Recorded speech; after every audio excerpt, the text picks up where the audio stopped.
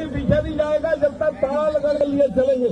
मैं इतना ही कहना चाहता हूँ, अगर आप चाहते हैं कि इस राष्ट्र को निजात दिलानी है बेईमानों से, इस राष्ट्र को निजात दिलानी है फेरा फेरी और गुंडागर्दी से, इस देश को निजात दिलानी है ईवीएम से, तो हम सब लोगों को मुट्ठी बांध करके ये युद्ध लड़ना होगा।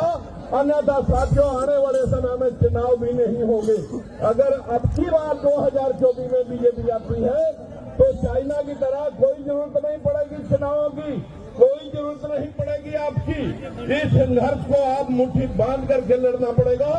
आज राष्ट्रीय परिवर्तन मोर्चा भाई वामन मेश्राम के नेतृत्व में जो यहाँ आज इकट्ठा हुआ है, पूरे देश के अंदर ईंट से ईंट बजाई जाएगी। हर प्रदेश में अपने लोकसभा प्रत्याशी खड़े करके इनको औकात दिखाई जाएगी। आप मुट्ठी बांध करके चुनाव लड़ने की तैयारी करें। नमस्कार। बहुत बहुत धन्यवाद सर। साथियों, आप इस आंदोलन का नेतृत्व कर रहे आदरणीय वामन मेश्राम साहब, राष्ट्रीय संयोजक राष्ट्रीय परिवर्तन मोर्चा, मैं सर निसाब को निवेदन करता हूँ आप आए और इस आंदोलन को सम्मिलित करें। आदरणीय वामन मेश्राम साहब, राष्ट्रीय संयोजक राष्ट्रीय परिवर्तन मोर्चा एवं राष्ट्रीय अध्यक्ष भारत मुक्ति मोर्चा, आप सभी साथी अपने झंडे लहराइए। सभी साथियों मैं माननीय चंद्र विकास पटेल सर को निवेदन करता हूँ, राष्ट्रीय अध्यक्ष राष्ट्रीय पिछड़ा वर्ग मोर्चा, आप आए और अपनी बात रखें। सभी साथियों को जय मूल्यवासी।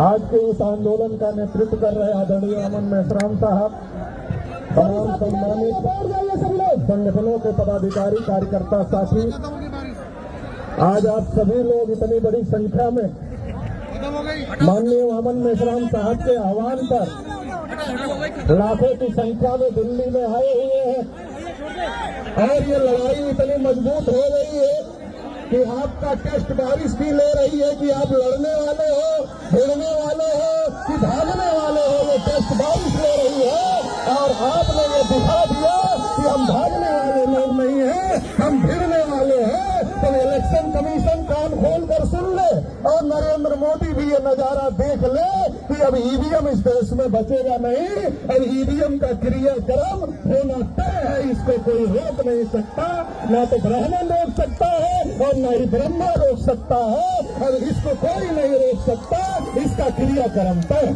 साथियों, वामन मेश्राम साहब को बोलना है, मौसम बहुत खराब हो गया है। मैं ज्यादा लंबी चौड़ी बात नहीं करना चाहता, मैं तो एक ही बात करना चाहता हूँ कि आज जो मुल्क के हालात है जो इतना खराब हो गए हैं, कहीं अनुसूचित जाति के लोगों के ऊपर अन्याय अत्याचार हो रहा है, तो कहीं आदिवासियों के ऊपर अन्याय अत्याचार हो रहा है, कहीं किसी को मॉब लिंचिंग का, माइनॉरिटी के साथियों को मॉब लिंचिंग का शिकार बनाया जा रहा है। देश की जो सबसे बड़ी आबादी है ओबीसी, उसकी गिनती तक ये सरकार करने के लिए तैयार नहीं है। किसानों के खिलाफ काले कानून लाए गए, नौजवानों के खिलाफ काले कानून लाए गए, देश के अंदर मजदूरों के खिलाफ काले कानून लाए गए, शिक्षा से वंचित करने का कार्यक्रम चल रहा है, रोजगार से वंचित करने का कार्यक्रम चल रहा है।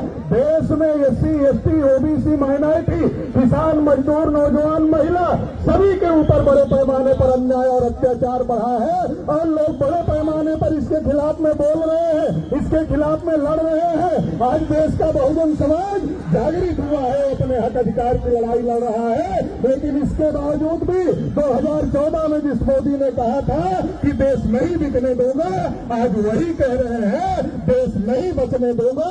कसम खा लिया है मोदी ने, देश नहीं बचने दूंगा। ये तानाशाही कहाँ से पैदा हो गई है, ये तानाशाही कहाँ से आ गई है? ये तानाशाही ईवीएम ने पैदा किया है। आज ये जो घमंड है आरएसएस बीजेपी का, आज ये जो घमंड है